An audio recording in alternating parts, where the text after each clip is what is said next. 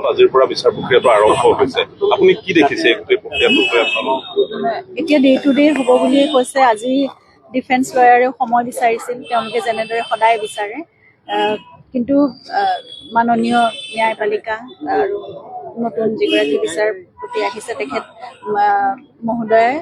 এই কথাটো কৈছে যে এতিয়াৰ পৰা ডে টু ডে যিহেতু হ'ব আগবেলাও হ'ব পিছবেলাও হ'ব সময় তেনেকৈ লৈ পেলাই কৰা হ'ব গতিকে ক্ষিপ্ৰতাৰে আগবাঢ়িব বুলি এটা আমি আশা দেখিছোঁ আৰু সোনকালেই কিবা এটা ভাল সংবিধান আমি পাম বুলি সেয়া আশা কৰিছোঁ কাৰণ আমি সকলো কথা খুব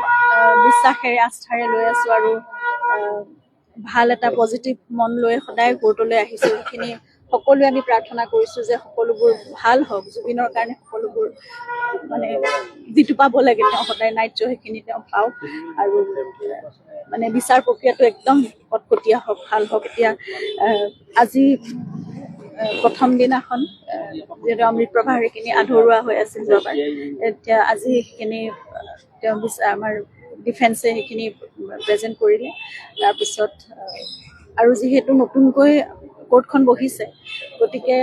আমাৰ যিটো চাৰ্জ হিয়াৰিংখিনি আকৌ এবাৰ কৰিব লগা হ'ব যিটো কামাৰ ছাৰে ইতিমধ্যে কৈছে গতিকে সেইটো আকৌ এবাৰ হ'ব অলপ দুদিন সময় হয়তো আৰু যাব তেনেকৈ কিন্তু অতি ক্ষিপ্ৰতাৰে হ'ব কাইলৈ এতিয়া শ্যামকানু মহন্তৰ আগবেলা 10:30 বজাৰ পৰা আৰু সিদ্ধাৰ্থ শৰ্মাক সময় দিছে 2-2:30 বজাত তেনেকৈ সময়টো যেনেকৈ মিলি যায় তেনেধৰণে কৰা হ'ব গতিকে সেইখিনি কাইলৈও থাকিব আৰু কাইলৈ এটা ইম্পৰ্টেণ্ট দিন সেইকাৰণে আমি সকলোৱে সেই দিনলৈ আশা কৰি আছোঁ কেনেদৰে তেওঁলোকে কি আগবঢ়ায় সেইখিনি কথা আমি চাম আৰু তাৰপিছত আমাৰ প্ৰজিকিউটৰে সেইখিনি উত্তৰ দিব পিছত গতিকে এটা নতুন দিন আৰম্ভ হৈছে নতুন প্ৰক্ৰিয়া আৰম্ভ হৈছে আমি সকলোৱে প্ৰাৰ্থনা কৰিছোঁ আমি বিচৰা মতে সকলো হওক ধন্যবাদ।